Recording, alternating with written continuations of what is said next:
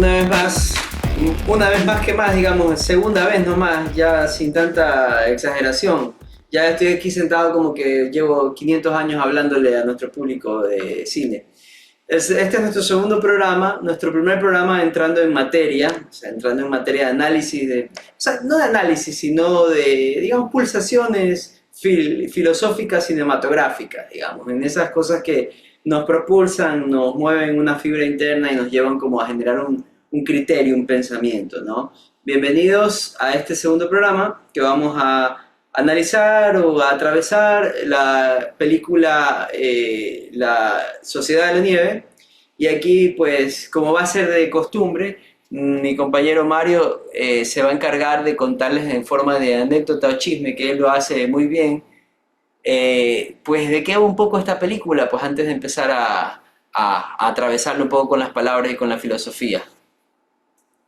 Bueno, hola a todos. Bueno, creo que ya algo de esto hicimos en el primer programa. No sé si este es el primer programa o el segundo programa, porque la vez pasada creo que muchos de los que habrán visto el primer episodio dirán, ¿y estos manes qué están haciendo aquí hablando nada más de su vida, de sus anécdotas con el cine? ¿Y en qué momento se ponen a analizar una película o una serie? ¿Qué es lo que a mí me interesa? Que me recomienden algo.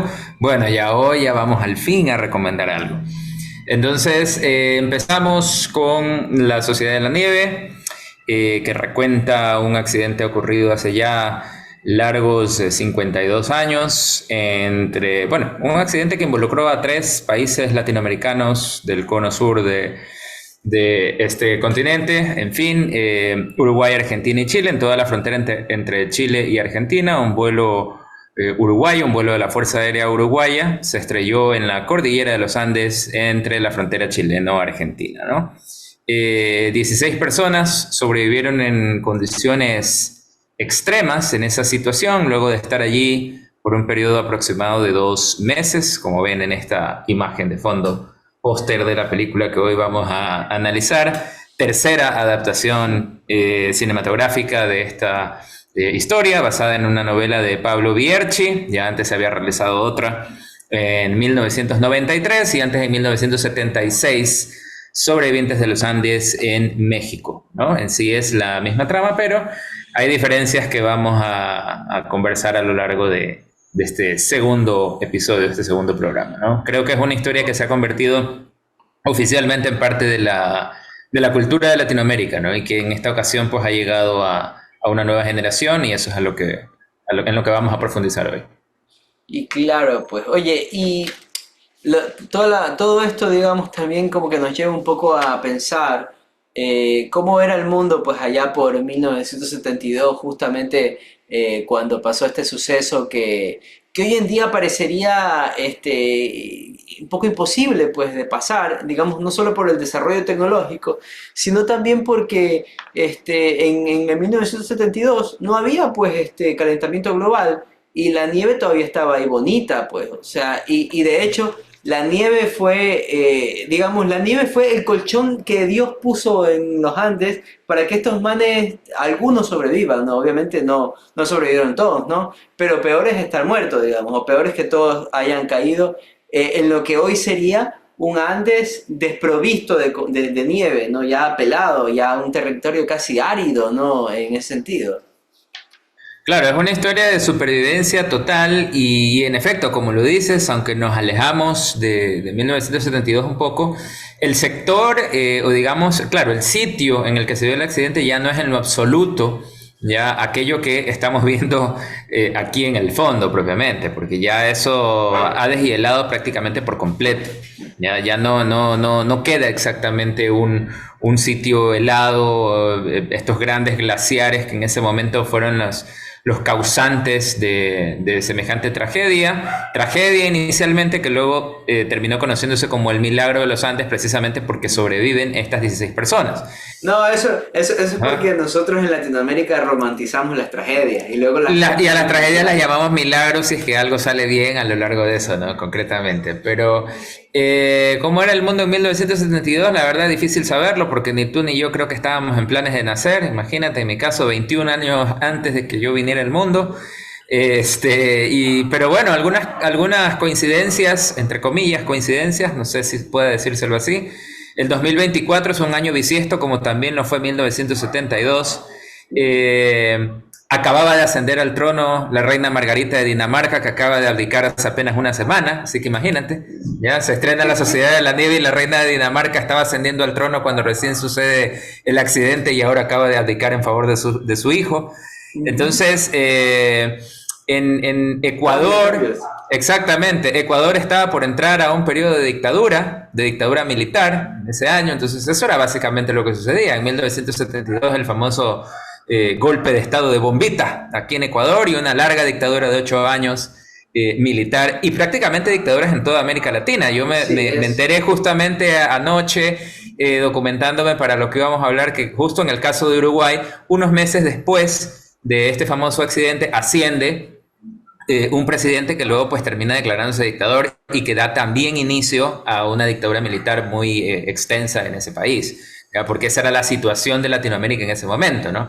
Así como ya sobrevivimos el fenómeno del socialismo del siglo XXI, ¿no? Sin meternos en temas políticos, de la época de la derecha también, esa era la época de los gobiernos militares en toda América Latina y Centroamérica e incluso España, ¿no? Que estaba en sus etapas finales. O sea, todos estaban en ese momento gobernados por militares, concretamente el Cono Sur, que eran pues los más violentos, ¿no? Argentina, Chile y Uruguay en este caso. Sí, obvio. Ahí sí te desaparecían de verdad. Igual aquí en Ecuador lo que hubo en aquella época era una posible o una emulación romántica de dictadura, ¿no? Tanto que anhelamos, digamos, porque hoy como Ecuador es un país tan violento, yo, por lo menos yo, que no existía en esa época, pero el relato que me comentaban, es como que de alguna otra forma sí añoramos que esos militares se hayan puesto algodones de azúcar en las manos y nos hayan gobernado en una dictadura entre comillas, ¿no?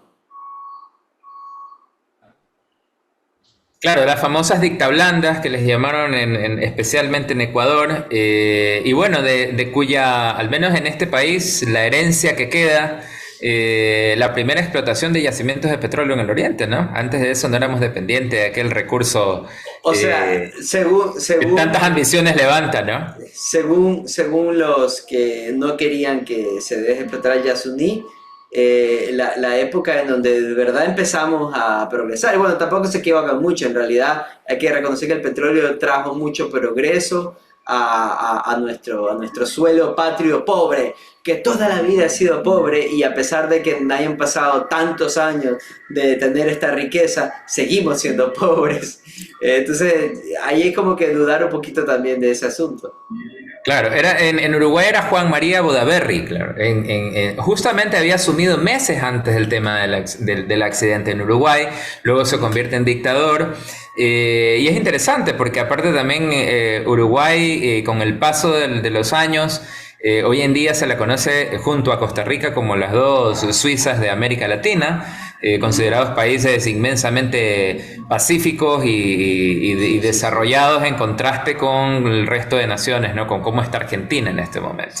¿Ya? Y dentro de ese contexto, nace la Sociedad de la Nieve, ¿no? Justamente con estos chicos que todos pertenecían a una clase socioeconómica alta. Eso hay que destacarlo. Jugaban rugby, ¿no? Jugaban rugby, ¿no? Alguien que juega rugby obviamente no es alguien que provenga de una clase socioeconómica baja.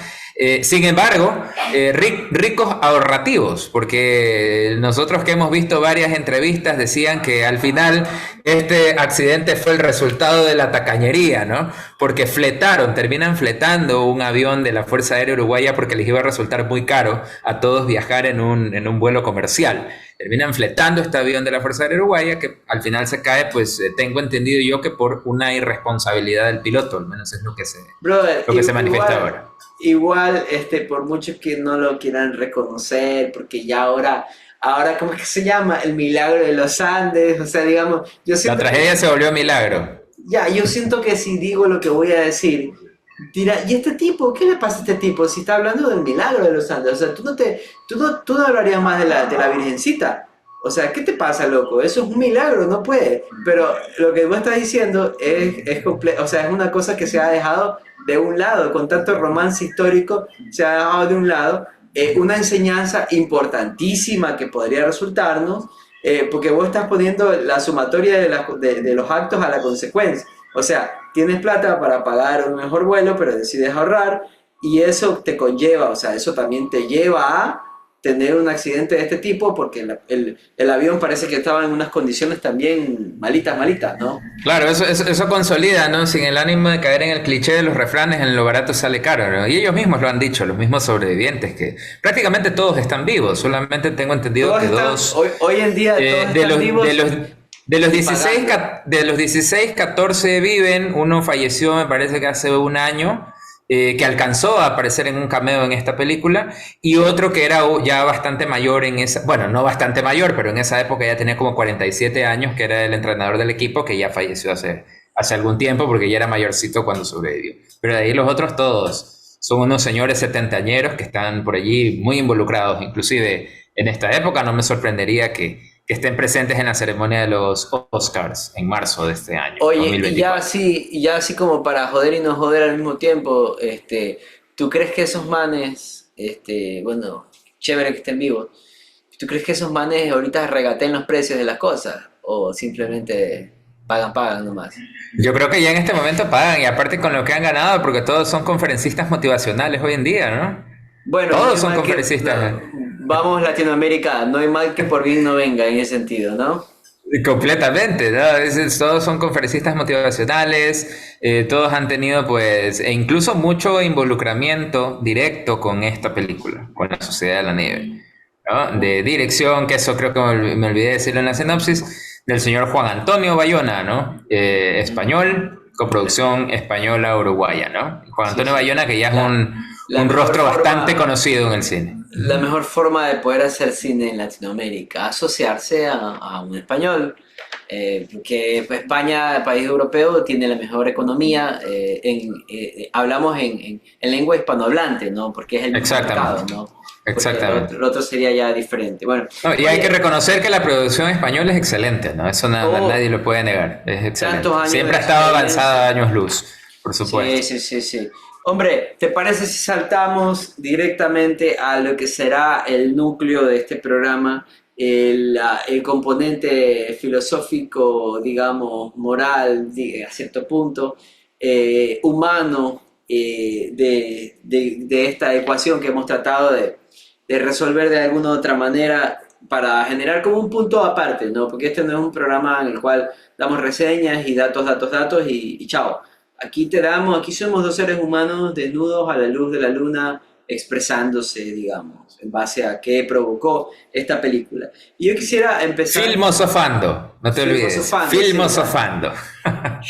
el error, poco error que develó una palabra que era cercana, que es la acción, ¿no? De filosofía. Correcto, filmosofando. Filmosofando. Mira, filmosofando quisiera empezar con una anécdota que justamente me hizo acuerdo, o sea, digamos, una parte de la película me llevó otra vez, me evocó esa memoria.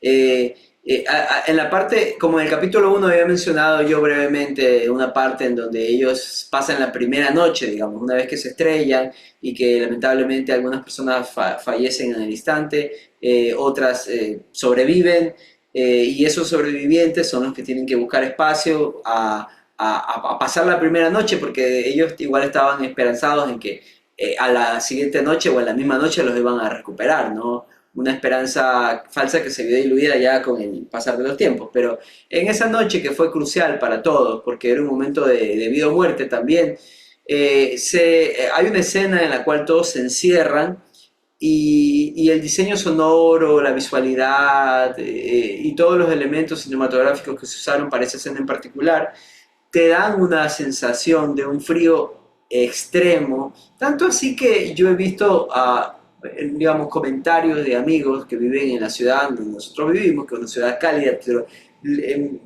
se podría decir tropical, una ciudad cerca a la costa, una ciudad de mucho calor, de mucha humedad, eh, características propias de un trópico, digo, que luego de ver la película se morían de frío.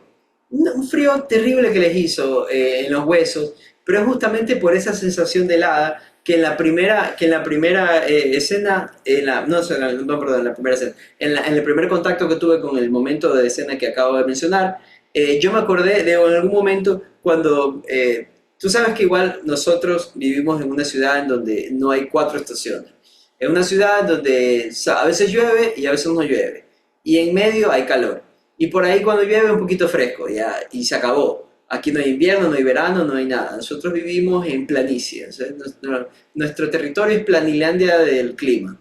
Entonces, cuando tú vas a otro país en donde sí tienes las cuatro estaciones, tú lo primero que te peleas es con el invierno. Entonces, yo me acuerdo que cuando me fui a estudiar a Argentina, pasé como el primer invierno de todos y tenía alquilado como a una habitación que quedaba como a lo alto de un lugar. Así, era como la habitación que quedaba a lo alto. O sea, esa habitación tenía más espacio para que entre viento y frío. Que cuando fue antes de el invierno, yo estaba vacancísimo porque estaba corriendo altísimo viento y era como muy fresco. Pero en el momento de que se vino el invierno, me acuerdo cuando vino la primera noche helada, que hacía como mucho, mucho frío, y en ese bendito lugar no me permitían tener un calefactor eléctrico que le llamaban, que es una cosa ahí que daba calor que tú lo conectabas a la electricidad. Y yo dije, no pasa nada, yo me pongo abrigo, me pongo guantes. O sea, y fue horrible esa primera noche porque te sientes muerto por fuera y por dentro, porque igual te pega una gripe maldita, y aunque en la película no hubo reflejo de esa sintomatología, igual eran personas que estaban como acostumbradas a cierto espacio de frío dentro de Uruguay, porque también tienen estaciones en Uruguay, entonces está todo bien. Pero digamos, esa sensación, poseído yo por una gripe asesina, con una debilidad moral impresionante, es la que como que me recordó aquella escena y me dejó así como medio bobo y medio tonto. Y creo que el cine justamente cumple ese propósito de evocarte memoria en ese sentido, ¿no? Sí, es correcto, pero ¿a ti te vino desde el frío en el momento en el que vivías allá? ¿O del hecho de en qué momento estuve cerca de perder la vida en una situación así? ¿O Y no? las dos, ¿O y el las temor a los dos, aviones? y no, y las dos juntas, no, digo, perdón, ¿te refieres a qué? ¿A qué sensación me vino? ¿De estar allá en Claro, frío? estar allá en frío o también a la posibilidad de perder la vida alejado en otro sitio. Ya, eso que tú mencionas está buenísimo, porque era como la sensación de aislamiento, porque estaba lejos de mi familia, por un lado. Ellos también estaban aislados en un territorio desconocido. Ese también era territorio desconocido para mí. Tenía una gripe asesina que yo dije, aquí me muero y luego llevan el cuerpo a mi familia. Así. Es que eran como unas condiciones exageradas, estoy exagerando un poco, pero eran condiciones abstractamente similares, ¿no? Por ahí. Claro, claro, por allí. Bueno, en mi caso, pues no he estado presente en esa situación extrema, pero sí me hizo como que cuestionarme con lo que tú dices, o sea, nosotros que provenimos de un clima cálido, si pudiésemos sobrevivir propiamente a algo como eso, ¿no? Porque ahí lo acabas de decir con gente que precisamente viene de un país en el que existen cuatro estaciones, en que los inviernos son muy duros y Sí. aún así se encontraron en una situación de vulnerabilidad en la que pues quizás nosotros no podríamos imaginarnos sobrevivir. ¿Ya? No, Y si eso sería posible hoy en día. Y a pesar de que nosotros tenemos también en Ecuador con sitios de un clima frío similar a ese. o No, altos similar, no también, ¿no? igual, pero alto, sí, obviamente. Tenemos una de las capitales más altas en todo el mundo prácticamente. Sí, Pero Uruguay es un país en el que no tienes, aunque sí son inviernos fríos, pero no tienes propiamente altura. Los Andes no llegan hasta ese punto. claro. ¿Ya? Entonces eso es lo interesante del Sí, tema. Ellos estaban a más de 3.000 metros de altura, sí, ¿ya? Y eso también pues contribuía pues con la producción de oxígeno, porque una cosa es el frío en un lugar bajo, ¿ya? Y otra cosa es a más de 3.000 metros de altura, ¿ya? Que muy claro. probablemente no sabemos si lo pudiera haber sobrevivido, si pudiera haber sobrevivido, haberse sobrepuesto a alguien de la sierra ecuatoriana en una situación como esa. Alguien de la sierra puede que sí, ¿no? Pero un monito de los nuestros, de ese man, si había alguien que se comían, eran a nosotros, pues no, al final del día, Claro, ¿no? éramos los primeros que teníamos que ceder, que se alimenten de nuestros cuerpos, ¿no? Oye, Probablemente. y esa nota es súper fuerte porque esto de, o sea, te pregunto, ¿tú serías capaz como de comerte a alguien en un estado extremo como el que estaban ellos? No lo sé, ¿sabes? Porque eso fue lo interesante de esta película, eso sí profundizando un poco, en contraste con las dos adaptaciones anteriores, se mostró muchísimo podríamos decir, el componente humano o ese cuestionamiento de la moralidad de cada uno de los protagonistas, particularmente con eso. Creo que Juan Antonio Bayona, en contraste con lo que pasó antes en el 93 y en el 76, fue mucho más respetuoso en cuanto a mostrar explícitamente la escena de la ingesta de carne humana, pero sí se mostró el cuestionamiento interno de cada uno de ellos, particularmente del personaje narrador de toda la película, en cuanto a tratar de Numa. sobrevivir de esa manera, ¿no? El caso de Numa Turcati. Ujú. Hay unas partes también que no las muestran. En la historia real, Roberto Canesi y Nando Parrado dicen que ya casi cercanos al final, cuando ya van descendiendo de la montaña inclusive, llegan a unos pastizales en los que encuentran varias vacas y que estuvieron también allí. Pesó mucho más que el tema humano porque en algún Ajá. momento pensaron en lanzar piedras encima de las vacas para ver si se comían una, pero les dio temor de que de pronto alguien sea dueño de esos digamos, de ese ganado en ese lugar y que quizá esa persona sea la que le puedan pedir ayuda y que eventualmente pues hubiese existido pues una reacción negativa hacia ellos. Entonces, Claro, al final somos salvajes. terminó pesando más el raciocinio con la vaca antes que con los compañeros allá, ¿no? También interesante la parte del consentimiento, lo que tú decías, ¿no? Nosotros en la costa probablemente hubiésemos sido los primeros en donar nuestro cuerpo para que sobrevivan los amigos, Sí, sí. pero en este caso no sabemos propiamente si así se tomó la decisión inicialmente o primero consumieron y más adelante fue que llegaron a ese consenso, porque Exacto, también ajá. hay una escena en la que eso se habla y directamente les Sí. dicen, si yo muero, adelante, ¿no? Pero Y hay una construcción en orden, perdón, hay una sí, sí, construcción en sí. orden, que ellos primero hablan de una legalidad, o sea, digamos en la película, no sé si en los hechos reales, ¿no? Pero como vos dices, narrativamente funciona mejor como lo han hecho en la película, digamos, ¿no? Primero consentimiento y luego la comida, ¿no? No, o sea, no es como que... Claro. Solo aquí en Ecuador es que primero hacemos las cosas y luego hablamos de cómo hacerlas, ¿no? Luego hablamos de qué hacer, de cómo se Es hace que, y a quién hay que ¿cómo? pedirle permiso. Ya. Entonces, en la nota era, primero pensaron en una legalidad. Tipo, ¿es legal o no es legal que tú te comas a un muerto? O sea, y entonces alguien dice, ¿y cómo que si es legal? O sea, yo también me puse a pensar, pero si la ley no llega allá, flaco, no sabes, ¿no te has dado cuenta que estás votado en la nada? O sea, que básicamente no sé si haya leyes que rijan esa sociedad en la nieve que ustedes mismos están, porque también por ahí va la cosa, es una construcción de una sociedad que estaban ellos nueva. Claro, claro. Estaban Había una nueva siendo, organización, una nueva organización. y Y si se entonces, hubiesen encontrado un animal allí, probablemente ese animal pagaba también, pues, ¿no? O sea, pero porque lo único que hablamos se de un momento encontraron extremo. fueron animales Ajá. humanos, ¿no? Al Se final del encontraron día. animales humanos, no hubo un cóndor, no hubo un oso de anteojos, que por mucho que sean animales en peligro de extinción en un momento extremo como ese, pues muy probablemente hubieran ido a la paila Sí, o obvio. los hubieran comido crudos, no lo sabemos. No se les acercaron tampoco porque me imagino yo que cuando existió el choque fue un encontrón fuerte que modificó mucho los espacios y los animales no son tan brutos también. O sea, una vez que pasan eso, ellos también como que de alguna u otra forma se comunican, qué sé yo, y se advierten, ¿no? Y trabajan en coordinación. Eso también sería un estudio interesante por analizar en algún momento. Pero luego, volviendo al tema, después de pensar en la legalidad, ya luego empezaron a pensar en la moralidad, ¿no? Porque al verse que no había un cuerpo legal que en su nueva sociedad, que no estaba escrito una constitución o un conjunto de normas, empezaron ya a decir, bueno, vámonos a la base de la ley, que es la moral, ¿no? La ética, el comportamiento humano.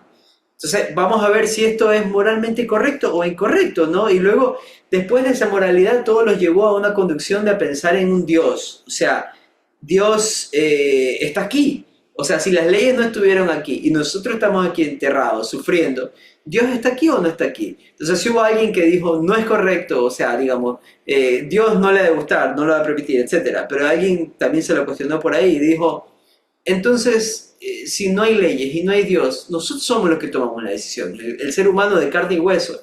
Y en ese momento era una cuestión muy, muy, muy de vida o muerte. y no te ibas a poner a pensar en unas cosas que no existían, sino que lo que existía ahí era un instinto de supervivencia, ¿no? Un momento de supervivencia, ¿no? Esa construcción, esa escena en la cual se habla de todo esto, me pareció extremadamente enriquecedora para la historia, que no la había visto yo en las otras películas, que se trata el tema de una forma tan concienzudamente, digamos, tan filosóficamente bien puesto como acabo más o menos yo de explicarlo. eh, y al final del día, en lo que terminan estos muchachos es diciendo, pues, esta es la sociedad de la nieve, flaco, vámonos a cero. Y a cero significa tú me das tu consentimiento para yo comerte, y sí, yo te doy mi consentimiento, entonces yo me siento tranquilo. Esa es la legalidad y la Claro, moralidad. ya no hay culpas, ya no hay culpas en ese momento, ¿no? Ese era el problema, la Ya no hay culpa, ¿no? culpas. La No, culpa particularmente. y creo también que las culpas en ese aspecto también llega un poco con la edad, ¿no? Porque hablamos en este caso de que la mayoría de los que sobrevivieron, salvo uno nada más, que fue el que ya falleció, la gran mayoría, sus edades oscilaban entre los 18 y los 25 años, o sea, eran gente inmensamente joven en ese momento. Ujú. Era un muchacho.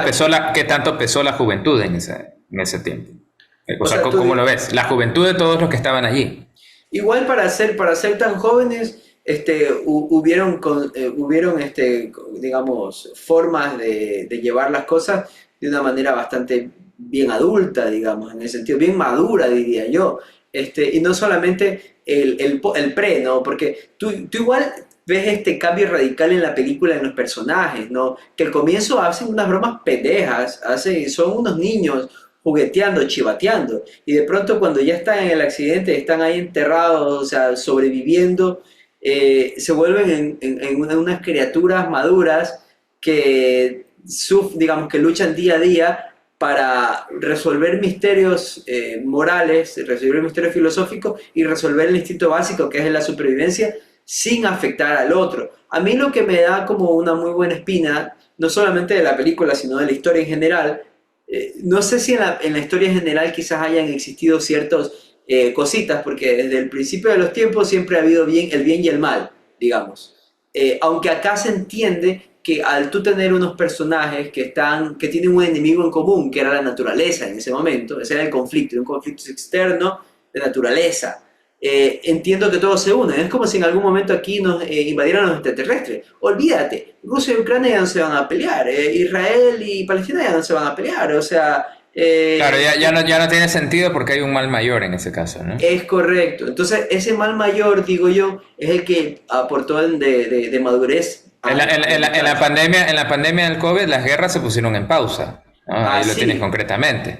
Aplastaron el ¿Ya? botón y dijeron, Ajá. ahorita no. Claro, apenas ya se decretó oficialmente que la pandemia había culminado y otra vez todas esas guerras se reactivaron, ¿no? Fue una cosa automática, ¿no? De locos también, ¿no? Pensárselo así, ¿no? Ahora, hay una nota que yo también quisiera un poco, antes de ir al tema de Numa, porque Numa también es un personaje que me interesa mucho, y de la forma también como está atravesada la obra, digamos, en este concepto de la sociedad, no solo de la nieve, sino la sociedad en general, nuestra sociedad.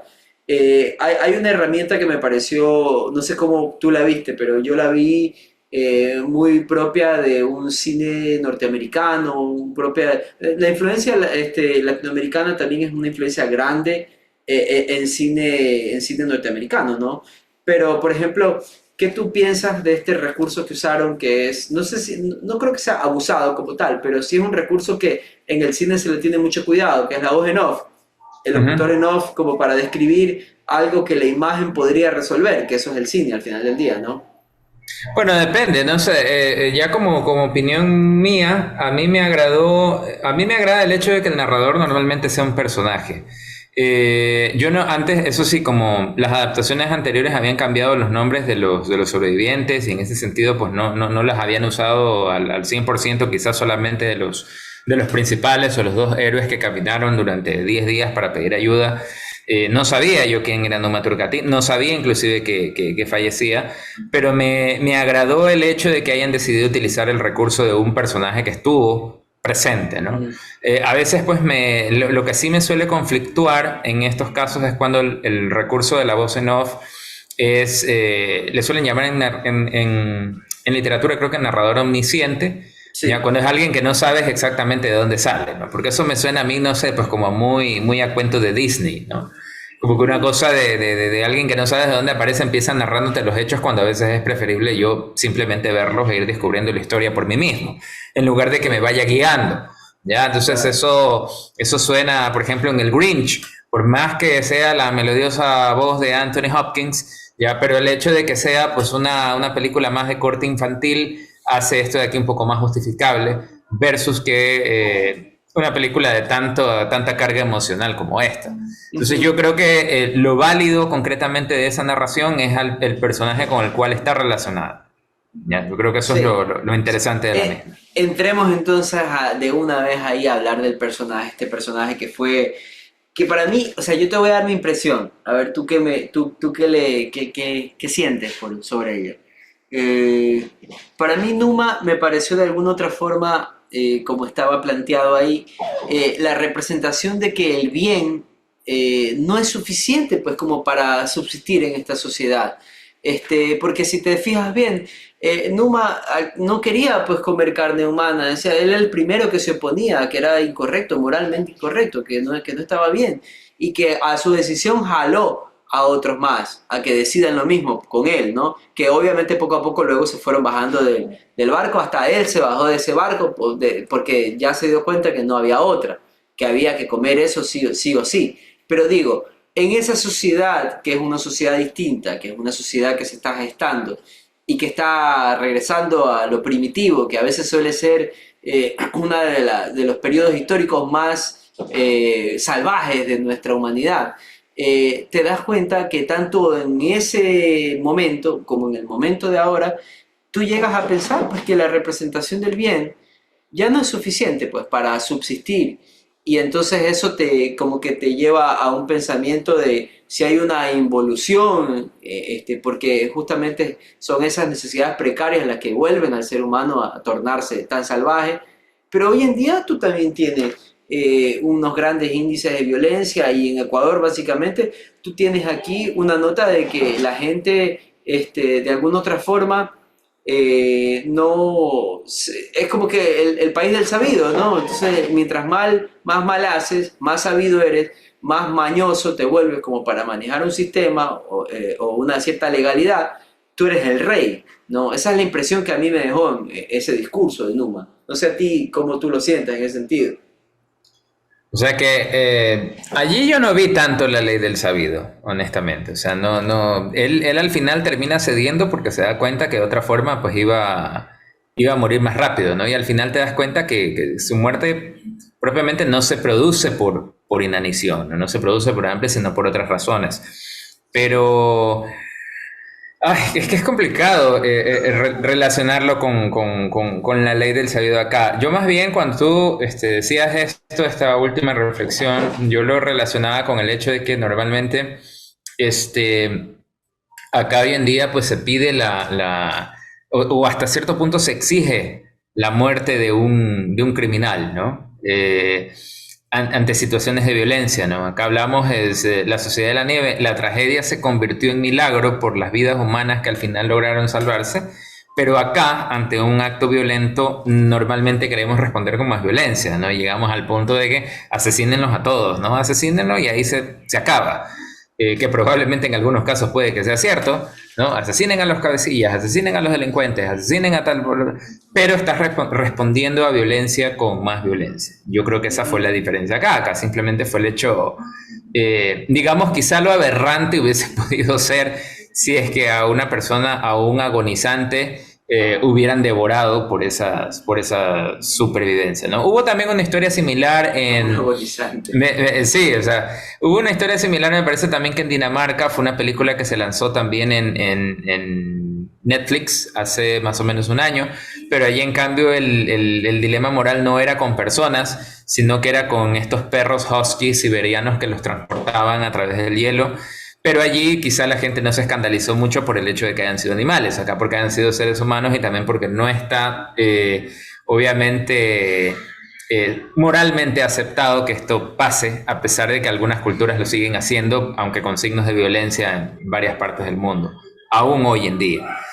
Eh, Así que No sé si por ese lado puede haber un conflicto en el tema de la violencia. Yo particularmente no lo vi, no lo vi en la película simplemente lo vi como una medida Sí, extrema. sí, no, yo lo cachaba como una abstracción, o sea, abstrayéndote del punto. O sea, si hay alguien que es tan bueno en una sociedad y que quiere hacer lo correcto, lo moralmente correcto, al final del día opta por cambiar su mente. Porque, por ejemplo, tienes esa nota en las sociedades más corruptas. Si tú vives en una sociedad muy corrupta y no aprendes a ser corrupto, ¿qué te depara el futuro, flaco? O sea, vas a estar abusado en todos los sentidos y en todos los momentos, ¿no? Claro, es que lo ven, eso sí lo ven como un instinto de supervivencia, hasta en un acto sencillo, digamos, como manejar un auto. En una Sí. ciudad como Guayaquil, desde el momento en el que empiezan a enseñarte a manejar, te dicen aquí tienes que aprender a manejar a la defensiva, ¿no? Tienes Porque que estar bien. de otra manera es imposible que logres sobrevivir, entonces ya propiamente te inyectan esa violencia. Justamente lo hablábamos en otro momento, no directamente en el podcast, sino después del primer podcast conversábamos sobre eso y sobre el hecho de que la gran mayoría de la gente, yo creo que eso no pasa en otras partes del mundo, pero la gran mayoría de la gente en Ecuador que empieza a manejar, que aprende a manejar, se torna agresiva a medida que lo va haciendo, ¿no? Y medio por ahí alguien Sí, le suena la bocina y ya inmediatamente empiezas a insultar o le haces alguna seña al otro. ¿Ya? sí, Entonces obvio. es propio del ADN, ¿no? Tienes que aprender a defenderte, ¿no? Y tienes que aprender a ser Eh, malo para poder sobrevivir. Mira, hay una nota que se conecta que también me pareció como extremadamente interesante y es creo que también un eje central de toda la película y todo el concepto. Eh, hay una escena en la que ellos están escuchando la radio, han logrado conectarse a una radio y pueden escuchar las transmisiones que hacen. Creo que viene de una radio, no sé si es de Uruguay o de Chile, no sé si radio chilena creo que les llega porque están más cerca de Chile, ¿no? Y de pronto, en algún momento, los manes escuchan que ya los iban a dejar de buscar, porque ya los han buscado y ya no los encuentran y ya no va a ser posible, ¿no?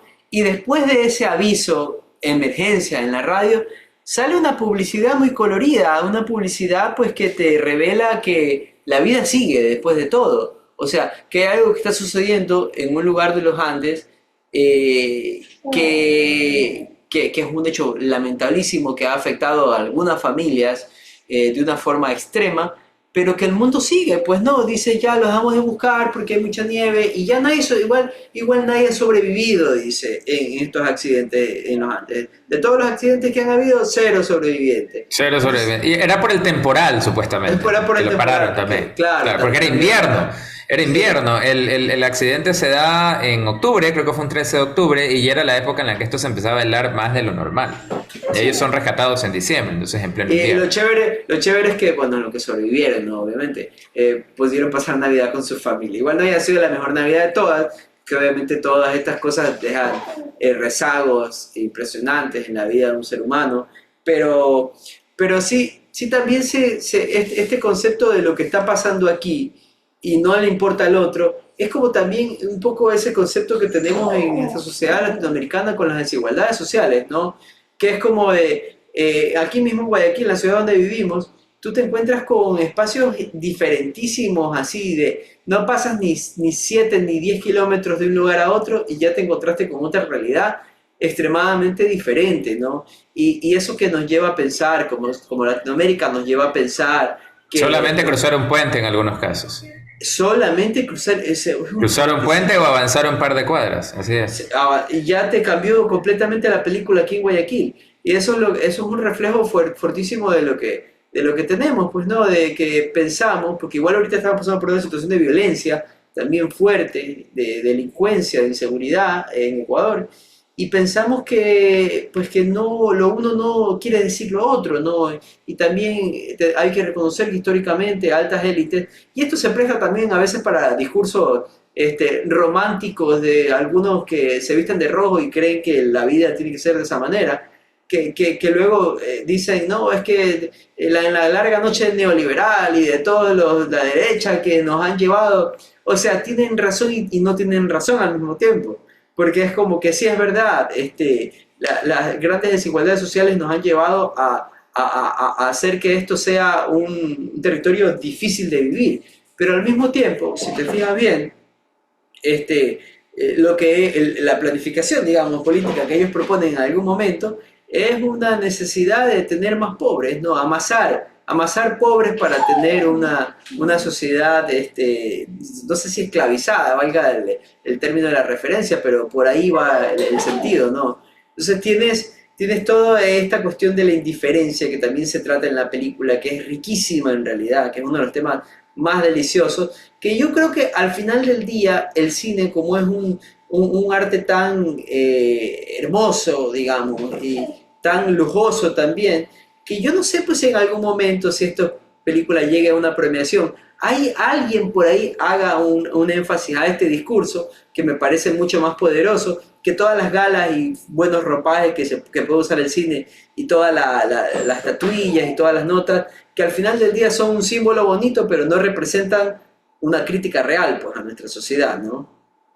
Claro, claro, porque al final, bueno, aunque también debo decir que no siempre confío yo en el criterio del público en ese sentido, ¿no? La popularidad de la Sociedad de la Nieve también yo la veo muy asociada a una nueva generación que no conocía esta historia, ¿no? Y la generación vieja también, en cierta medida, creo que recordó, pero se identificó más por el sentido de que la aproximación fue mucho más realista a lo que sucedió, porque al final la novela en la cual esta película termina adaptándose proviene de alguien que era compañero de colegio de todos los sobrevivientes y que los conocía de manera personal directamente.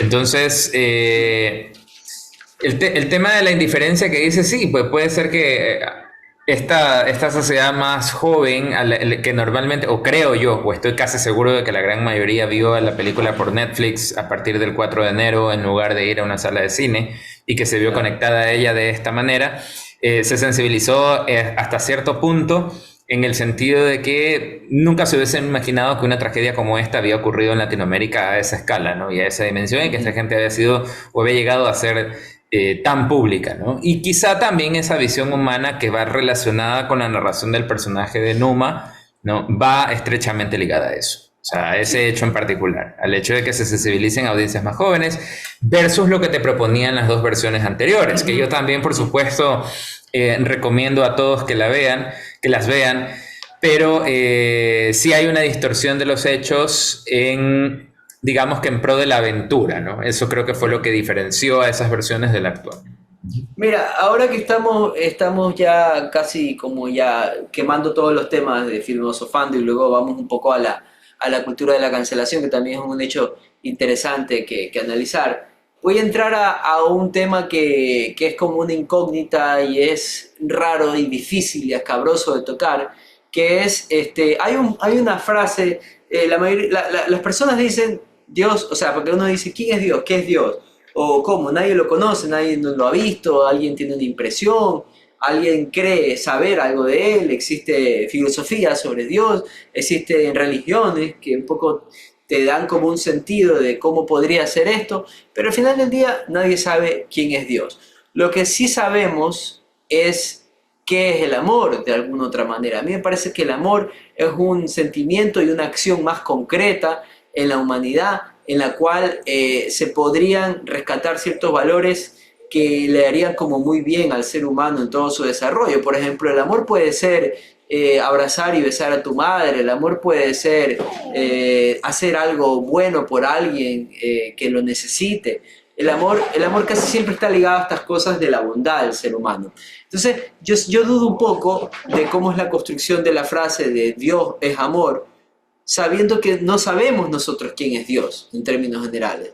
Entonces, lo que habría que construir detrás, que sería un término más, digamos, más físico, o sea, más probable, porque otra cosa son las probabilidades, ¿no? Y si queremos un término más realista, ¿no sería mejor como decir amor significa Dios en ese sentido? O sea, porque lo uno es buscar en el vacío y lo otro ya es concretizar en acciones.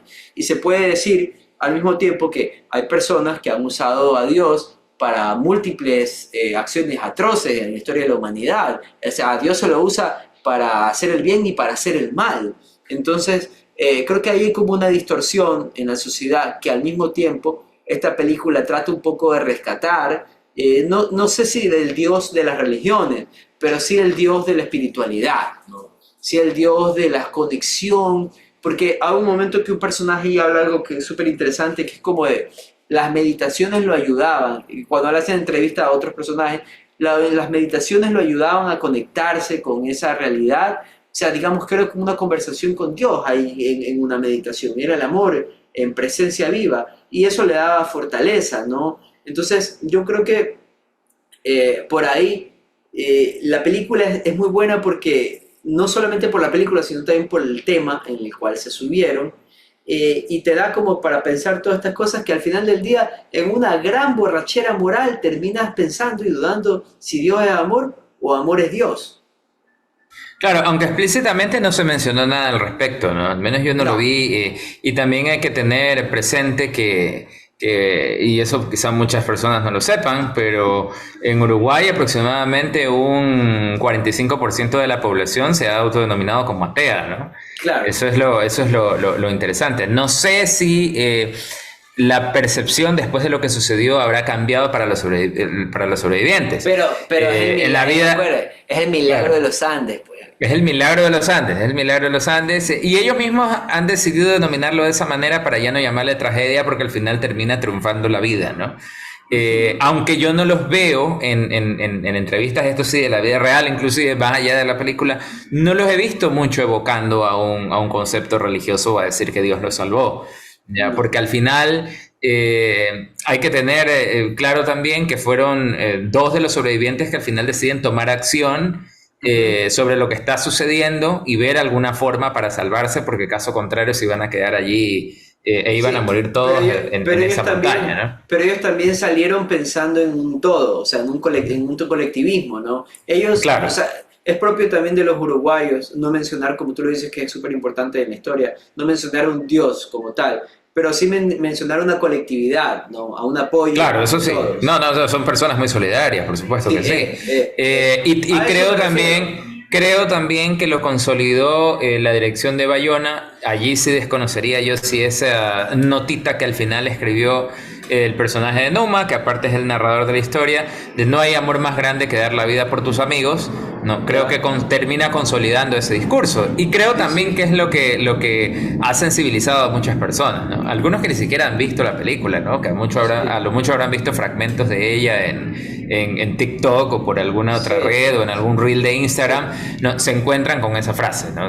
Sí, No hay amor más grande que dar la vida por tus amigos, ¿no? Y a le eso me... dice la última persona que falleció, porque Ujú. eso hay que destacarlo, ¿no? Fue la última persona que falleció de todos. A eso me refería cuando decía amor es Dios, en realidad, para que un término eclipse al otro, que la palabra de amor encuentras más sentido colectivo, o sea, más un sentido cooperativo, altruista, ¿no?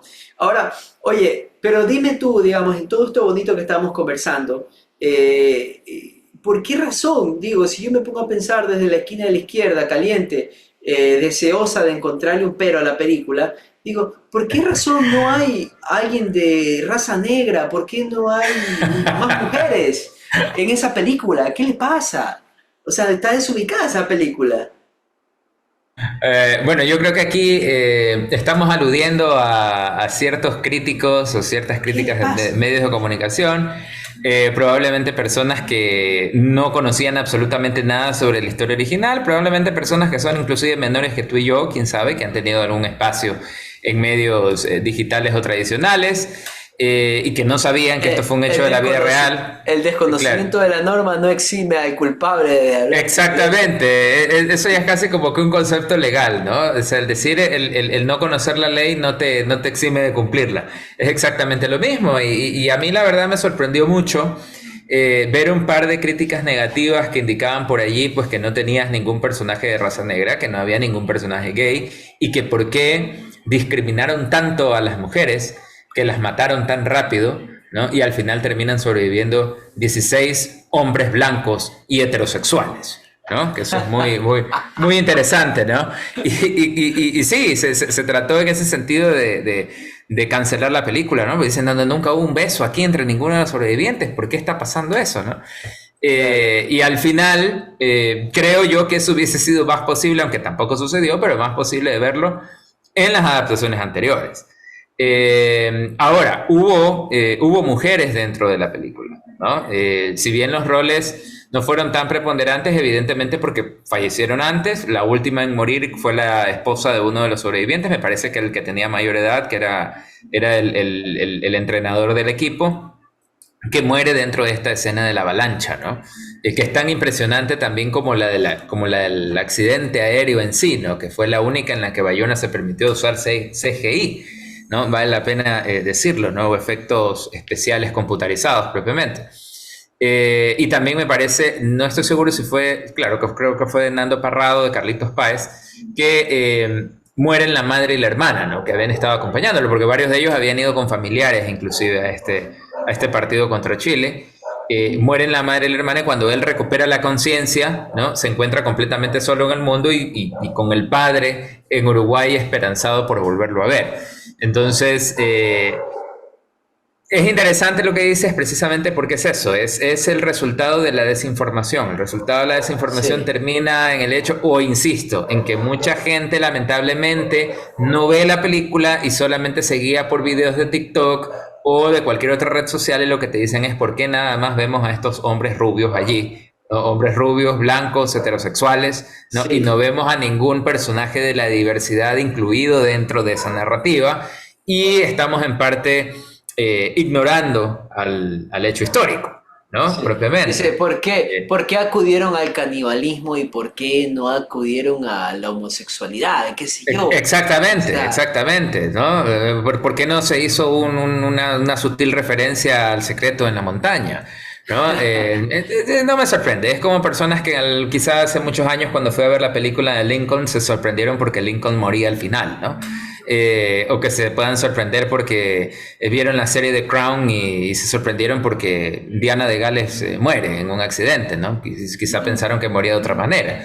¿Ya? sí. Entonces, sí, Entonces está muy o que no perdido, ¿no? moría, o que no moría y guardaban la esperanza de que se casara con Dodi Fayette, ¿no? Entonces, Pero es que eso ya era ficción, ¿no? Mucha por ficción. supuesto, por supuesto. Y yo creo que precisamente es esa cuota de realismo lo que hace o lo que ha llevado a que esta película tenga valor. Ahora, si le buscamos los Sí, peros también, otro pero puede ser que en algunos momentos podamos sentir que la película se acerque un poco al género documental, ¿ya? Y eso también, aunque a muchos les emocionaron que varios de los sobrevivientes reales aparecieron en varios cameos, Carlitos Páez interpretó a su padre al final, que es el que lee por una llamada telefónica, el que lee a través de unos documentos ahí encima el nombre de todos los sobrevivientes, incluyendo el de su hijo, que es el mismo, ya interpretado por otro actor. Les decían, bueno, el hecho de que tengas los cameos de 8 o 9 sobrevivientes, esto está más cercano a un documental o a una película. Entonces decían que la película tiene licencias en este aspecto de cambiar la historia para poder ser o tratar de ser más inclusiva, ¿no? Son discusiones incluso que se pueden sumar como el por qué Napoleón estuvo hecho en un perfecto inglés y no lo hicieron en su idioma original. ¿Ya? Pero a su vez la valía de la película es esa, ¿no? El hecho de que también es hecha en un español y en un español uruguayo, porque ya se hizo una adaptación sí. latinoamericana protagonizada por actores mexicanos. ¿Ya? Ahora ya Ajá, la tienes con gente propiamente del lugar en el que sucedieron los hechos, actores ajá. uruguayos y argentinos que son dos acentos bastante similares, ¿no? Sí, sí. O sea, sí hay Sí, sí, una sí. línea delgada, hay una línea bastante delgada cuando uno hace cine de ficción con hechos históricos, porque, digamos, si es un hecho tan grande como este, tan, eh, no sé si decirlo, es como una especie de muy importante, ¿no? Casi intocable. Entonces, ahí van a haber muchos ojos que estén atentos a lo que pasa, ¿no? Atentos a cuán fiel fue la historia a la realidad, Y ojo que hay mucha gente resistente a verla precisamente porque no creo que sean muy jovencitos estos, ¿no? Pero estas personas que están resistentes a verla quizás es porque vieron las dos adaptaciones anteriores. claro, fue más cruda, O en ¿no? También. particular de la del año 93 que fue la más popular de todas, porque Ujú. fue hecha en inglés, con actores de Hollywood, estaba allí Ethan Hawke, estaba allí John Malkovich, ¿ya? Y al final, como te digo, yo que la vi, esa historia para mí, o desde mi punto de vista, priorizó mucho la aventura. En la caminata final de Nando Parrado, ya con Roberto Canesa, por ejemplo, se priorizaron, no, no, estoy aquí inventándome algunas cosas, probablemente no lo recuerdo al 100%, pero recuerdo una escena en la que se cae parte del hielo y el uno queda guindado de una mano y el otro lo salva. No te hubiera sorprendido por allí que hubieran puesto, aunque de acuerdo al lugar no era correcto que este animal esté allí, pero no te hubiera sorprendido que coloquen por allí a un oso polar que se los quiera comer y ellos de alguna manera hubieran tratado de huir, pero priorizó mucho el sentido de la aventura. En cambio acá se priorizó la carga humana propiamente. La del 76 en cambio fue mucho más cruda, ¿no? La del 76 desde mi punto de vista con el tema del canibalismo fue terrible. Yo vi una entrevista hace más o menos unos 2-3 años en las que se hablaba de esto. Un actor mexicano muy conocido, Sebastián Ligarde, actuó y fue uno de los primeros, bueno, era uno de sus primeros papeles antes de que sea pues una persona pública, y hablaba de cómo habían hecho la escena de la muerte, ¿no? Que a él le tocó estar, o sea, le tocó sacarse la camisa, hicieron la escena y toda la historia de cómo cortaban propiamente, y en realidad lo que le habían puesto encima era un ni sé cuántos kilos de jamón serrano, y empezaban a cortar, y eso lo hacían como que era la carne humana que empezaba en ese momento a extraerse para el consumo, ¿ya? Y acá en cambio se lo trató con mucha más, digamos que sutileza, ¿no? Solamente hay una escena en la que ves unos huesos, incluso cuando se van a tomar una foto, y la cubren, ¿no? Se trató, quizá por la cercanía con los sobrevivientes reales, ¿no? Yo creo que por eso Bayona decidió ser mucho más respetuoso en ese sentido. No, y sí daba la película porque en realidad es una película que se la siente como muy direccionada a un circuito comercial, en el cual tienes tus limitaciones, pero son restricciones que a veces te vuelven más creativo o hacen que la película tenga un tinte diferencial, a veces dentro del propio, digamos, de la propia masa de lo comercial, que a veces es como que muy parecido lo uno a lo otro.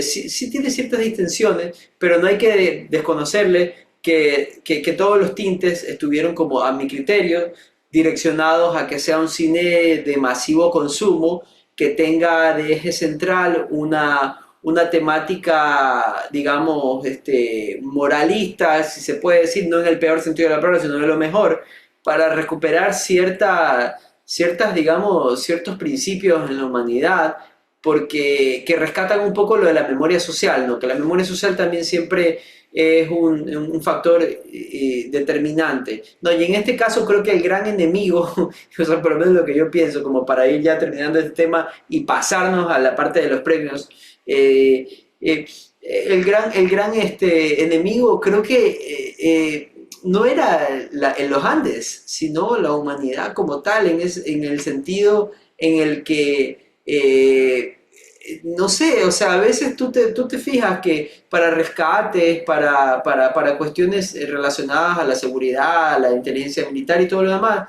hay una cierta distancia y una cierta frialdad de parte de los que toman las decisiones más importantes, como para abandonar ciertas luchas o abandonar ciertas cosas o postergarlas, ¿no? Justicia que llega tarde, pues no es justicia. Y en este caso tuvieron que los muchachos mismos emprender ese viaje de supervivencia para llegar, o sea, la sociedad... Claro, ellos fueron al final los verdaderos héroes, al final. Claro. Los dos que decidieron, porque aparte esto fue una decisión, ¿no? Sí, o sea, yo digo, la sociedad no los encontró, ellos encontraron a la sociedad. Correcto. Y al final deciden que ellos vayan porque eran los que están mejor físicamente, ¿no? Y aquí también cabe decir algo, ya que vas en línea con los premios, ya mismo mencionaremos eso. Póngale. No, o sea, la película ha sido nominada a mejor maquillaje y peinado, y eso creo que también es interesante rescatar de las versiones anteriores, porque las versiones anteriores, a medida que va pasando el tiempo, especialmente la adaptación de Hollywood, ellos pasan 2 meses allí. De octubre a diciembre, y tú terminas viendo para el final de la película a Ethan Hawke impecable, ¿no? Igual de rubio, igual de carita rosada, exactamente, absolutamente sin ningún rostro de sufrimiento, o sea, absolutamente ninguna seña de inanición o de sed o de nada. La película La Sociedad de la Nieve, en este caso, creo que sí refuerza mucho el deterioro físico, ¿no? Hubo el mismo Bayona lo ha mencionado, ¿no? Hubo un régimen de bajar de peso al cual todos fueron sometidos, en contraste con otras producciones. Se grabó de manera cronológica. bajan de peso los actores, evidentemente, y el maquillaje hace su trabajo en el sentido de mostrar ese deterioro. Los ves con los labios secos. Vemos escenas también en las que suceden cuando ellos le dicen que empiezan a orinar negro, ¿no? Por el hecho de que no toman agua, de que las provisiones que tenían en el avión se acaban enseguida, no es lo suficiente, ¿ya? Y la carne cruda humana no sabemos si para bien o para mal les afectó el organismo, aunque bueno, luego vemos que todos están bien y saludables hasta la fecha, pero se enfoca mucho en eso, en contraste con las otras películas en los que solamente los vemos que consumen la carne humana, pero ellos lucen perfectos prácticamente hasta el final. ¿Ya? En cambio, acá lo ves hasta con el hecho de las barbas, ¿no? El hecho de que un hombre, si un hombre acá de la ciudad medio un día o 2 días y ya te ves ya que empiezas tú a salirte más y empieza a molestar. Ahora imagínate 3 meses metido en esa situación. ¿Ya? Y en la película de Hollywood, yo no sé exactamente de dónde lograron que estén perfectamente afeitaditos para la escena final. Ya, entonces... Lo que pasa es que en Estados Unidos, así, si los Andes estuvieran así, tipo de Estados Unidos, los manes tuvieran un room service, una cosa ahí cerca por la montaña mismo al lado. Claro, eso es lo que da la impresión, ¿no? Acá igual estábamos hablando de una tragedia ocurrida a casi 4.000 metros de altura, aunque al final no se termina grabando allí, eso también es importante destacarlo como dato.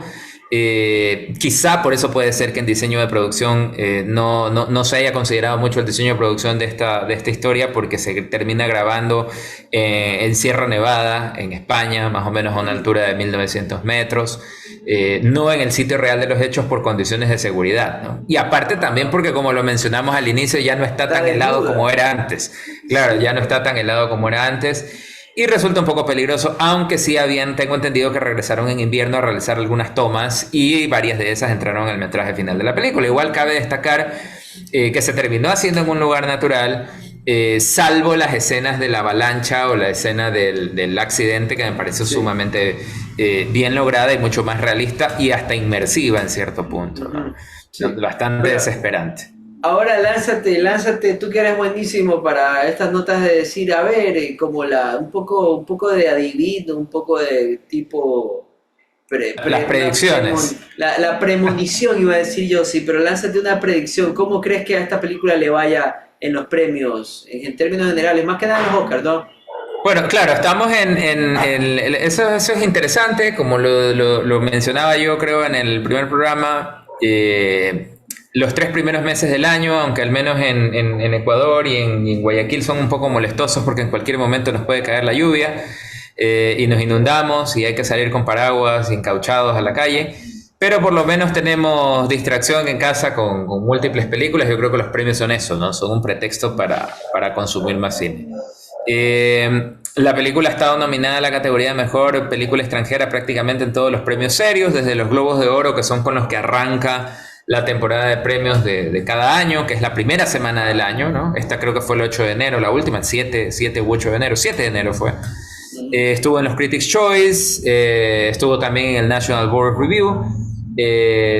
No ha ganado, ¿no? Ha ganado una película francesa que se llama Anatomía de una caída, que casualmente fue grabada en los Alpes franceses. Eso es muy interesante.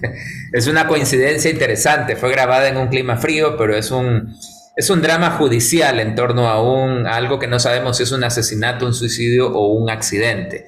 Creo yo, ya, si hablamos de predicciones, creo yo que se sobrepuso mucho la originalidad de esa historia, ya, de Anatomía de una caída, del misterio dentro de esa historia, y acá no ha pesado tanto el que ya esto es algo que lo conocíamos. De hecho, mucha gente que quizá pase de 25 años quizá no se vea muy interesada. A mí me lo dijo una amiga hace unos días cuando hablábamos de esto. No se ven muy interesados en ver La Sociedad de la Nieve porque dicen, ya sé exactamente cómo empieza, sé exactamente qué pasa en el medio y cómo termina. ¿Ya? Y al final pues nos terminamos llevando una sorpresa, ¿no? Ella me decía, no, esto solamente es una estrategia para encantar a la generación Z con una historia que no conocía. Oh, Ahora pues los Oscar, creo que al final igual a Juan Antonio Bayona, aunque haya perdido el Globo de Oro y el Critics' Choice, lo que más le interesa es el Oscar. Y en el Oscar sus 2 más grandes competidoras han quedado fuera porque resulta que son coproducciones estadounidenses. Ya ahora compite con una historia del nazismo, que es coproducción inglesa-polaca, compite con una película de Italia, compite también con una película de Alemania y la única representante de España y Uruguay o de Latinoamérica es La Sociedad de la Nieve, que aparte ha sido, como lo mencioné antes, nominada también en los Oscar a mejor maquillaje y peinado, ¿no? Ujú. No me atrevería todavía a hacer una predicción porque hasta esta instancia no he visto todas las películas nominadas en esa categoría en particular. Ya, en otras ya las he visto casi todas.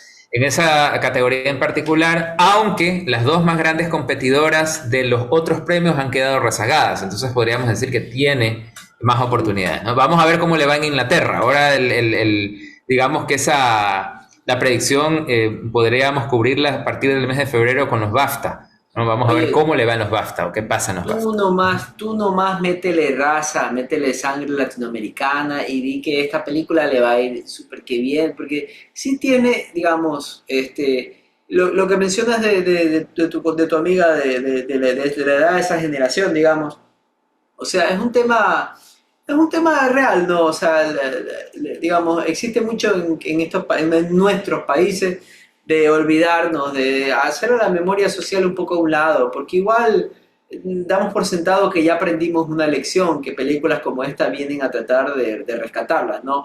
Pero creo que en el mundo del ámbito cinematográfico, ya como alejándose un poco de ese nicho de público, sí tiene características muy interesantes como para tener un peso político, que es lo que a veces nosotros hablamos de los premios, ¿no? De la importancia política de las películas, que aunque digan que no son muy importantes, tiene ese peso político bien puesto, la producción es una muy buena producción, la actuación tiene buen desempeño, el arte cinematográfico. A pesar de que los actores no tienen trayectoria previa en cine o televisión, eso es Ujú. interesante, ¿no? Y creo que eso exalta mucho la dirección de actores en Dirección. este caso y también el casting de Juan Antonio Bayona, porque la gran mayoría de los actores son completamente desconocidos en el ámbito cinematográfico y televisivo, provienen del teatro mayormente, ¿no? Sí, Ahora quizá puede que tengan un perfil más público a partir de claro. esta película, pero yo incluso oí al mismo Bayona decir que no quería que se repita lo que ocurrió con Alive en el año 93, que era Ethan Hawke, John Malkovich, ¿no? Ujú. Entonces estos grandes nombres estaban allí y la gente te dice, bueno, voy a ver la película en la que actúa Ethan Hawke, que estaba pues Ajá. en su top en ese momento, sumamente joven, Eclipsa la ¿no? película. Uno de los actores galanes de Hollywood en ese momento, Sí, sí, ¿no? cacho. Eclipsa. John Malkovich era el experimentado, pero también ya era un hombre que había estado nominado al Oscar varias Sí, veces. sí, Ya, sí. entonces eso eclipsa él en ese sentido, a pesar de que teníamos la narración de Numa y el actor que al final ha tenido más relevancia, creo yo, en la temporada de premios se llama Enzo, tiene un apellido un poco raro, Borkidik, algo así. El actor es el que ha tenido más preponderancia por la narración, pero Bayona destacaba que él no quería tener un solo protagonista, sino que quería que todos los Ujú. supervivientes sean los protagonistas y eso es muy interesante de destacar. Sí.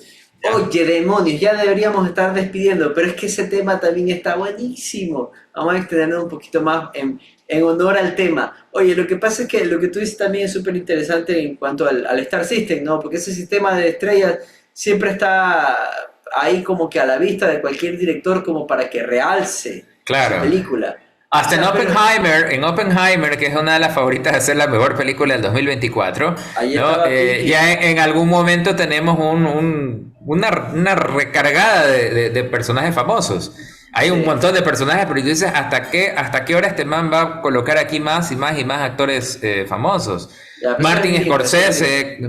Martin Scorsese con sus Asesinos de la Luna, lo mismo. Y tienes el cameo del uno, del otro, del otro, del Sí, otro, sí, del sí, sí, otro. sí. En ese riesgo no quiso caer Juan Antonio Bayona, que ya ha dirigido películas en Hollywood y que ya también ha utilizado ese recurso para vender. Obvio, obvio. Ujú. Pero lo que pasa es que ahora haber sido diferente, haber tenido una productora, una producción española que tiene atención a otras aristas, digamos, del cine. Y en este caso, yo, yo no digo que el Star System está mal, hay que usarlo porque es propio, el cine es un arte masivo y hay que traducirlo a esa masividad.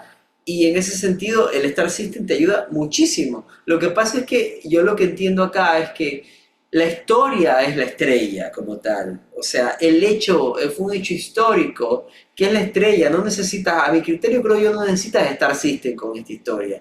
Ya le pondrías dos cosas y ahí se entiende que haya tenido miedo de que el Star System eclipse a la historia. Que al final del día, yo me imagino que el director también tuvo un encuentro muy cercano con la historia de la película, tuvo mucha investigación, o sea, tuvo mucha sensibilidad para poder dirigir o sea, porque sabes que de eso se trata el trabajo, de hecho, o sea, el trabajo de un director de cine o de un autor o de un coautor es básicamente ese, ¿no? Involucrarse con la historia en una cosa tan personal que de alguna otra forma sientas como la historia también se posee de tus emociones y de las fibras de tu piel, como para tú sentirte uno más del espacio, ¿no? Y en eso creo que la decisión, por lo menos yo creo que fue bastante acertada, como para no sobrecargar el cuadro, pues. Porque si le ponías una estrellita ahí de las de Argentina, que hay muchísimas, ¿no? Ya sabías que era como demasiado, ¿no? Al final del día. Claro, y al final Uruguay nos que ha destacado mucho en categorías. O sea, no hay actores uruguayos que yo te pueda decir pues que En son cine, no. mundialmente conocidos aún, ¿no? ¿Quién sabe a partir de esto, ¿no? Tienen un apellido un poco raro. Déjame ver. Enzo Bogrinchik o Broginsek, ya que es básicamente el que ha destacado, ¿no? Por el narrador de Numa, por la actuación de Numa, que termina siendo al final la más conmovedora de la película. Sí. Y decidieron prescindir de ese recurso, ¿no? Algo a lo que ya había recorrido Bayona, porque Bayona ya ha trabajado con grandes celebridades de Hollywood previamente. Ujú. Al final terminó recurriendo a ellas por promoción. Esto es lo interesante, ¿no? En los Ya. foros organizados por Netflix, Tom Holland o Javier Bardem son los que terminan entrevistando al cast y entrevistando al director, ¿no? Allí está el valor del Star System y de la política que tú Claro. mencionabas, en la campaña que haces para ganar. Sí, sí, en el camino político que básicamente emprendes, porque una cosa es hacer una película hermosa y otra cosa es ganar un premio. O sea, ahí hay dos caminos diferentes, ¿no? Primero, hacer una película hermosa, no pensando en ganar un premio, sí o no, pero al final del día yo sí siento que es como más importante el otro camino, ¿no? El camino político que no necesariamente lo otorga el director, sino la casa productora, ¿no? Los productores, los manes de los negocios y de la política, ¿no? Los que están haciendo el Netflix, lobby. enteramente Netflix. Que Netflix ha Sí, metido como 7 u 8 películas en esta ocasión a la temporada de ya. premios. Bueno, es que también es un sello muy lindo eso de estar con una casa productora que tiene tanta influencia también a nivel mundial para el público y a nivel mundial también para los premios ahora, ¿no? ¿Se te queda algo por ahí, digamos, en el... Yo creo que ya hemos evaluado y evacuado todos los temas que teníamos anotados en la pecera. Entonces hemos hecho como un programa de un poquito larguito, no tan largo, tenemos como 1 hora 12 o 15 minutos, pero creo que ha sido un programa enriquecedor en cuanto a lo que hemos prometido desde un principio analizar, desde lo que nos atraviesa como pensamientos y sensaciones en el cine en base a lo filosófico y a lo humano también, ¿no? Yo quisiera, obviamente, despedirme con una cuestión que me parece como muy importante, que es como que también lo trata de rescatar la película. Había un momento en el cual un personaje de ellos, que era Numa, estaba muriendo. Y era un personaje de 25 años que estaba muriendo, obviamente, en un lugar completamente alejado de su realidad, en un lugar que lo llevó o que lo motivó a esa situación extrema antes de morir, lo motivó un pensamiento que era muy impropio de él, digamos, en ese sentido, porque a veces nosotros pasamos en el día a día por ahí volados, automatizados, sin pensar o sin sentir, simplemente haciendo y haciendo y haciendo. Pero hay un mensaje como muy, muy bonito que te deja este personaje al final en particular, que era como de, vivimos en una sociedad robotizada que de alguna u otra manera no se fija en las cosas tan guapas y hermosas que se pueden hacer en este mundo si tienes lo más importante que es la vida y la libertad de libre albedrío, digamos. Si vives en un país democrático tendrás la libertad que necesites para hacer lo que tú quieras hacer en la vida. Entonces, creo que como una despedida así media cursilona que no le gusta a Mario, sería interesante rescatar este pensamiento de que si usted en este momento ha llegado hasta acá a ver este programa, se piense también, pues usted, ¿qué haría? Piénsese así nomás, así. ¿Qué haría si yo me encuentro así botado en los Andes por mucho tiempo, sin ver a mi familia, sin ver a mis amigos, con una sensación de no saber si voy o no a regresar a esta realidad, a la realidad mía? Y entonces, en ese viaje mental que se haga, cuestiónese, pues, si vale la pena seguir peleado con las personas que usted está peleada, si vale la pena dejar de hacer eso que usted dijo que iba a hacer, que quería hacer, pero no lo ha hecho porque le ha dado pereza o porque le ha dado miedo, porque le ha dado lo que le ha dado. Si vale la pena, pues no, vivir en esta realidad estando tan alejados de nuestros deseos como tal, ¿no? Entonces, creo que eso, ahí nomás se lo dejo. Piénselo, medítelo, lléveselo para donde quiera llevárselo. Recuerde darle obviamente like a este hermoso, hermosísimo, bello, sublime programa que le estamos trayendo el día de hoy.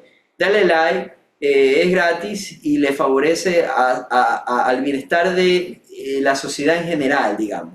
Dele like, suscríbase a este canal, nosotros estaremos así mismo que semana a semana trayendo nuevas películas que están ahorita relacionadas pues, a lo que se está viendo en base a los premios, a los Oscars y a otros premios que están ahorita, que estamos de temporadas de premios, digamos. Entonces, recuerden, dele like, suscríbase, comente, por favor, coméntenos. Si a usted le gustó lo que está viendo, coméntenos, denos mucho amor, que ya sabemos que Dios no es amor, sino que amor es Dios, entonces denos mucho Dios en el amor. Pónganos ahí todo lo hermoso y maravilloso que ustedes tengan en sus corazones. Y si ustedes quisieran que nosotros veamos otra película que a ustedes les interese, nosotros también podemos dar un espacio para verla y hacer un nuevo programa pues de esto de aquí, ¿no? Entonces, sin yo casi nada más que decir, le cedo la palabra a nuestro compañero Mario para que se pueda despedir y pueda ya él también reflexionar sobre la sociedad en la que vivimos, ¿no? No noto cursilón tu mensaje, simplemente, bueno, digamos desde otra perspectiva, lo que sí es cierto, contribuyendo más al drama, ¿no? Es que creo que desde la adversidad es que nacen estas grandes historias, ¿no? Y también remontándome, creo que Carlitos Páez, uno de los sobrevivientes, decía que ellos que eran un montón de niños engreídos, riquillos, un tanto arrogantes en esa época, ¿no? Que pensaban que tenían su futuro asegurado. Ese episodio en particular los ayudó a desarrollarse, ¿no? Para no decir madurar, ¿no? Porque nosotros teníamos pues una profesora, tú y yo, ¿no? Que nos decía maduran las frutas, ¿no? En este caso ellos maduraron como seres humanos a raíz de ese acontecimiento y creo que esas son las lecciones que deja al final la película, ¿no? El hecho de tener que valorar, ¿no? Más allá de que sea emocionante la escena en la que ven los helicópteros que aparte vienen desde abajo, ¿no? De abajo hacia arriba, que eso también creo que es un simbolismo muy, muy interesante, ¿no? También del poder,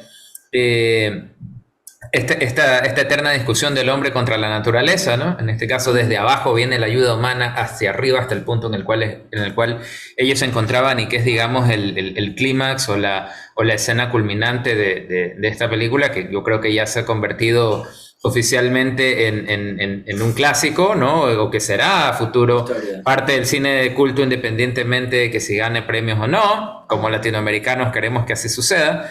Pero sí, evidentemente el que se haya refrescado también esta historia, como tú lo comentas, para una nueva generación, creo que también es un aporte importante que ha logrado Juan Antonio Bayona, ante también el hecho de que muchos han calificado, pese a que no es una historia original de él, es su historia más personal y lo mejor que ha hecho hasta el momento, ¿no? Ya él se demostró capaz de hacer cine de catástrofe muy bien, ¿no? Ahora se prueba, por supuesto, capaz también de comunicar una catástrofe desde las emociones, ¿no? Y creo que también nosotros hemos podido entenderlo así, por eso valoramos tanto esta película. Ya nos estamos yendo, pero yo quiero decirle a usted que está por ver esta película, si usted no llora al final es porque usted no está vivo. Peñísquese, no sé si no, mi amigo Mario no debe haber llorado tampoco. Es también como muy subjetivo también, ¿no? El final es muy emocionante al final del día, o sea, no sé qué te haya atravesado a ti sobre eso, pero yo No, creo que claro, yo vale la creo que pena. el final, claro, el final es muy emocionante, creo, para todos, ¿no?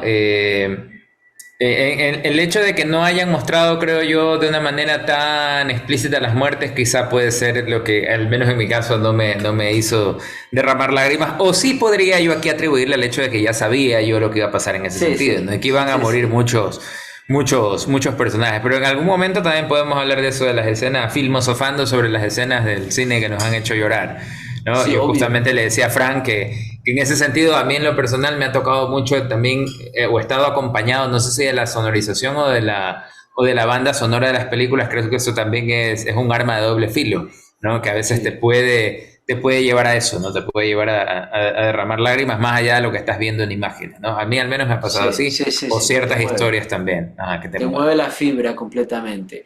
Bueno, muchísimas gracias por haberse quedado hasta ahora. Yo sé que ustedes van a querer más de filmosofando, de estos filósofos que van a filmosofar. Siempre me pongo tarado cuando me pongo, o sea, cuando quiero bailar con el tema. Quizás cuando ya estemos por un capítulo 8, 9, 10, ya ustedes ya verán que bailo bonito ya con estas palabras. Pero en fin, al final del día, pues nada, gracias. Recuerden, ya, pues si llegaron hasta allá, ya pónganle like y hagan todo lo demás. Y nos vemos pues en otra ocasión. ¿Cuál será la siguiente película que vamos a analizar, perdón, la siguiente semana? En eso estamos, en eso estamos. Vamos a No, ver. creo que había Yo quedado quisiera yo Salborn, ¿no? quisiera que nos sugieran. Sí, sí, por el momento sí, estamos Sí. en esas. Al Ajá. momento hemos seleccionado Salborn como la próxima película que vamos a analizar. Sin embargo, si la vida nos da un camino de otro rumbo a la mano del criterio suyo, pues Por no vamos, supuesto, no vamos, vamos no a vamos analizar más. otra. Vamos a analizar Ya, de otra. Si una. quieren que analicemos Barbie, vamos a analizar Barbie, no se preocupen. Vamos, se muere de ganas por analizar Barbie, qué De divertido. una. Sí, que nos pidan Barbie. Listo, gracias por haber estado con nosotros, gracias Mario. Nos vemos en una siguiente ocasión aquí de Filmósofos.